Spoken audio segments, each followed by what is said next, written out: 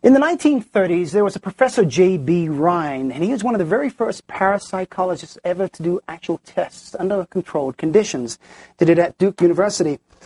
And he quickly came to the conclusion that it was much easier to transmit abstract designs rather than pictures and numbers. So he came up and he used these. These are called the Rhine cards or the Zener cards. Zener cards are just a little bit different. It consists of different shapes. There's a circle, a plus, a wave, a star, a square. Do me a favor. Would you just think of one of these, please? Got one? Okay, good. I'm a little bit confused. I think like you thought of one and changed, didn't you? Yes, because I think you started with a star and you came back to the wavy lines. Yes? Give her a round of applause, please.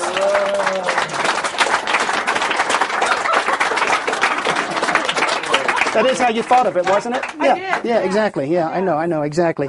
Tell you what I'm going to do. I'm going to circle one of these. And I would say probably...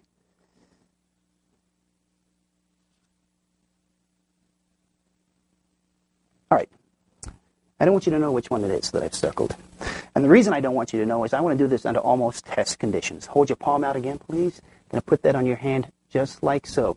Don't look at it just yet. That's going to be our target. I've circled one of those 5 designs. I have the same designs over here. I have a circle, I have a plus, I have a wavy lines, I have the star, and I have a square. All right?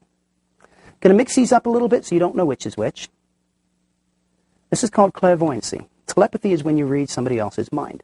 Precognition is when you predict the future or see into the future. Clairvoyancy is a little different. It's a little bit more difficult. So if you do this, you're absolutely incredible. Because I tell you what, clairvoyancy is where you have to read the mind of the objects. You don't know what the target is. I do. You could try to read my mind to get it, but that might be a little difficult for you. So all I want you to do is just to make your mind completely blank, relax for a second. All right? I'm going to move cards from the top to the bottom. Every time I move a card from the top to the bottom, I'm going to ask you if you want this card. Whenever you say stop, that's the card you want. That's the card you get. All right? Do you want this one? Yes. The very first card. That's the one you want. You sure about that? Okay. Absolutely sure.